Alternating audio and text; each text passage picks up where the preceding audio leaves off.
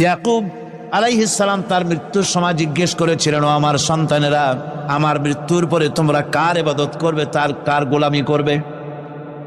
তারা জবাব দিলেন, ক্বালু না'বুদু ইলাহাকা ওয়া ইলাহা আবাইকা ইব্রাহিম ওয়া ইসমাঈল ওয়া ইসহাকা ইলাহাও ওয়াহিদান ওয়া নাহনু লাহু মুসলিমুন।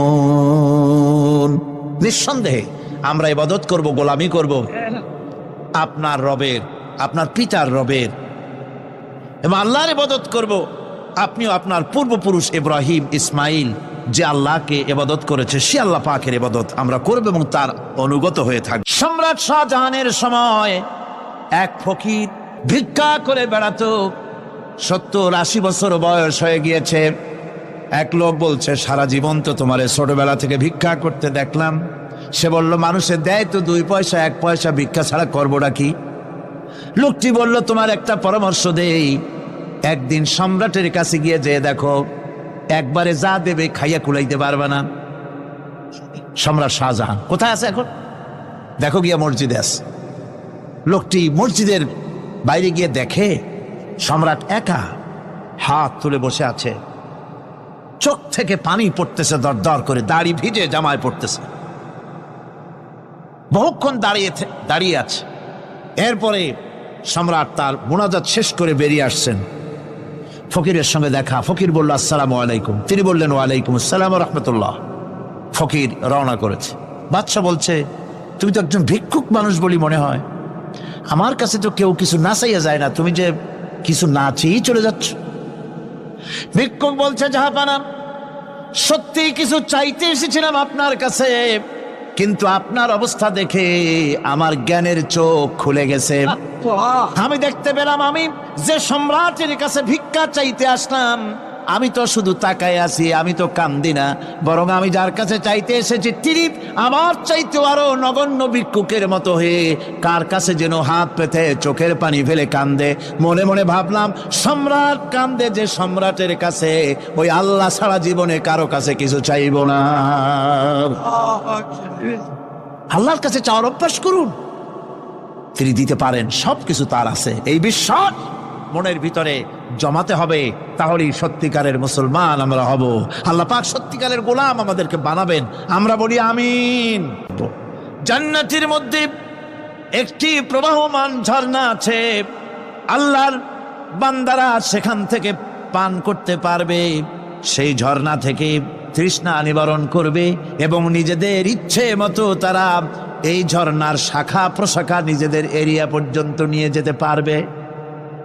এমন একটা ঝর্ণা থাকবে যেখানে আল্লাহর বান্দারা, আল্লাহ পাক বলছেন, আইনাই ইয়াশরাবু বিহা ইবাদুল্লাহ, আল্লাহর বান্দারা, আল্লাহর গোলামেরা, সেখানে তাদের তৃষ্ণা মিটাবে এমন ঝর্ণা আছে। ওই ঝর্ণার কাছে যাওয়ার দরকার নাই, তাদের ইঙ্গিতে ইচ্ছা অনুযায়ী তাদের ঘরের দরজা পর্যন্ত যেখানে খুশি সেখানের শাখা প্রশাখা প্রবাহিত করে নিতে তারা সক্ষম হবে। মুমিন বান্দার গুনাহবলী বলতে গিয়ে, মুমিন বান্দার গুনাহবলী বর্ণনা করতে গিয়ে আল্লাহ রাব্বুল আলামিন বলেছেন, ওয়া ইবাদুর রাহমানিল্লাযীনা ইয়ামশুনা আলাল আরদি হাওনা। রহমানের বান্দা হলো তারা যারা জমিনের উপরে চলাফেরা করার সময় বিনয়ের সাথে চলাফেরা করে, তারা হচ্ছে রহমানের বান্দা। কার বান্দা? রহমানের বান্দা। আদর করে আল্লাহ বলছেন বান্দা, গোলাম। শয়তান নিজে অভিশপ্ত হওয়ার পর এর প্রতিশোধ নেওয়ার জন্যে আল্লাহ পাকের দরবারে বলেছিল, আয় আল্লাহ, তোমার যেই বান্দাগুলির কারণে, তোমার যেই বান্দার কারণে আমার ইবাদতগুলি নষ্ট হয়ে গেল, আমি অভিশপ্ত হয়ে গেলাম, ওই বান্দাগুলিকে লোভ দেখিয়ে আমি যেমনে পারি সবগুলিকে আমি গোমরাহ করে দেব, পথভ্রষ্ট করে দেব। আল্লাহ পাকের জবাবে বললেন, ইন্না ইবাদি লাইসা লাকা আলাইহিম সুলতান ইল্লা মান ইত্তাবাকা মিনাল গাওয়িন। আমার বান্দাদের উপরে তোমার কোনো কর্তৃত্ব নাই। আমার বান্দা আদর করে আল্লাহ পাক বলছেন আমার বান্দাদের উপরে তোমার কোনো কর্তৃত্ব নাই। তবে হ্যাঁ, যারা তোমার কথা মান্য করবে তারা অবশ্যই গোমরাহ হয়ে যাবে, পথভ্রষ্ট হয়ে যাবে। কিন্তু আমার সত্যিকারের বান্দা যারা, তাদের উপরে তুমি গোমরাহি, তাদেরকে তুমি পথভ্রষ্ট করতে পারবে না, তাদের উপরে তোমার কোনো কর্তৃত্ব নাই। ভাইরা আমার, হযরত ঈসা আলাইহিস সালামের ব্যাপারে, হযরত ঈসা আলাইহিস সালামকে খ্রিস্টানেরা তারা বলেছে ওয়াকালাতিন নাসারাল মাসীহু ইবনুল্লাহ, মসিহ হচ্ছে কার ছেলে? নাউযুবিল্লাহ, বলেন সবাই নাউযুবিল্লাহ। তাকে যখন আল্লাহর ছেলে বলা হলো, আল্লাহর পুত্র বলা হলো, রব্বুল আলামিন তার জবাবে বললেন ইন হুয়া ইল্লা আবদুন আনআমনা আলাইহি, তিনি তো একজন বান্দা, তিনি আমার বান্দা ছাড়া আর কিছুই নন, আমি তার প্রতি অনুগ্রহ করেছি। বান্দা, আমার বান্দা। আল্লাহ পাকের বান্দা হওয়ার ব্যাপারে কোন মানুষের লজ্জা থাকার কথা নয়। এমনকি আল্লাহ পাক ঈসা আলাইহিস সালাম সম্পর্কে বলছেন লা ইয়াস্তানকিফাল মাসীহু আইয়াকুনা আবদান লিল্লাহি ওয়ালাল মালাইকাতুল মুকাররাবুন। মসিহ আল্লাহর বান্দা, তাতে কখনো বিন্দু মাত্র লজ্জা তিনি পোষণ করেন নাই যে আমি আল্লাহর বান্দা, আল্লাহর গোলাম। এটা একটা কথা হইল? এরকম লজ্জা তিনি পোষণ করেনি। এমনকি তার নিকটবর্তী ফেরেশতা যারা, তারাও আল্লাহর বান্দা, গোলাম হওয়ার জন্য তাদের ভিতরে কোনো লজ্জা নাই। যারা নাকি আল্লাহর গোলাম, এই ব্যাপারে যাদের মধ্যে লজ্জার সৃষ্টি হয়, আল্লাহর গোলাম এটা কেমন কথা, বান্দা হওয়াটা কেমন কথা, যারা গোলামীকে অস্বীকার করে তাদের সম্পর্কে আল্লাহ পাক বলছেন ওয়া মাইয়াস্তানকিফ আন ইবাদাতিহি ওয়া ইস্তাকবির ফাসায়াহশুরুহুম ইলাইহি জামিআ। কেউ যদি আল্লাহর বন্দেগী করার ব্যাপারে লজ্জা পোষণ করে, যদি লজ্জার কারণ মনে করে, অহংকার করে, গৌরব করে, তাহলে তারা পালাবে কোথায়, যাবে কোথায়? আমি কিয়ামতের দিন সবগুলিকে এক জায়গায় করে ফেলবো।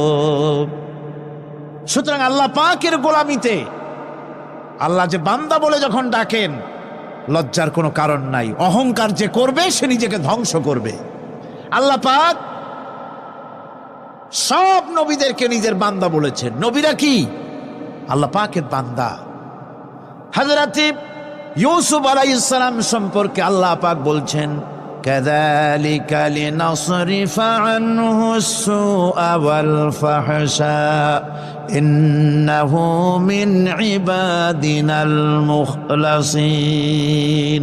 এরূপই ঘটল যাতে আমি ইউসুফ আলাইহিস সালামকে, আমার বান্দা, তাকে আমি নির্লজ্জতা ইত্যাদি থেকে আমি রক্ষা করেছি। নিশ্চয়ই হযরত ইউসুফ ছিল আল্লাহ পাকের বান্দা, আল্লাহ পাকের আব্দ। রাসূল করিম সাল্লাল্লাহু আলাইহি ওয়াসাল্লাম তিনি হচ্ছেন সর্বশ্রেষ্ঠ আল্লাহর পয়গম্বর। তার থেকে শ্রেষ্ঠ নবী আর কি কেউ আছে? জোরে বলেন, আছে? তার থেকে মাহবুব, তার থেকে শ্রেষ্ঠ আল্লাহর কাছে আর কেউ নাই। সেই নবীকে আল্লাহ রাব্বুল আলামিন কোরআনে কারীমের ভিতরে তাকে আব্দ বলেছেন। কি বলেছেন? অনেকগুলি আয়াত আছে যে আয়াতের ভিতরে আল্লাহ পাক তার নাম নেন নাই, নবী বলেন নাই, রসুল বলেন নাই, শুধু বলেছেন আব। যেমন ফাআওহা ইলা আবদিহি মা আওহা, অতঃপর তার বান্দার নিকট যা ওহী করার ছিল তা তিনি করলেন। সেই বান্দাকে মুহাম্মদ সাল্লাল্লাহু আলাইহি ওয়াসাল্লাম। অন্য আয়াতে আল্লাহ পাক বলছেন وأنه لما قام عبد الله يدعوه كادوا يكونون عليه لبدا। আল্লাহর বান্দা যখন নামাজ পড়তে দাঁড়িয়ে গেল, আল্লাহকে ডাকার জন্য যখন দাঁড়ালো, তখন লোকেরা তার উপরে ঝাঁপিয়ে পড়ল। ঝাঁপিয়ে পড়ার জন্য প্রস্তুতি গ্রহণ করলো। এখানে আব বলা হয়েছে কাকে? মুহাম্মদ সাল্লাল্লাহু আলাইহি সাল্লামকে। এভাবে করে অন্য এক আয়াতে আল্লাহ পাক তার হাবিবকে আপ বলছেন, বান্দা বলতেছেন, ইন কুনতুম ফি রাইবিম মিম্মা নাযালনা আলা আবদি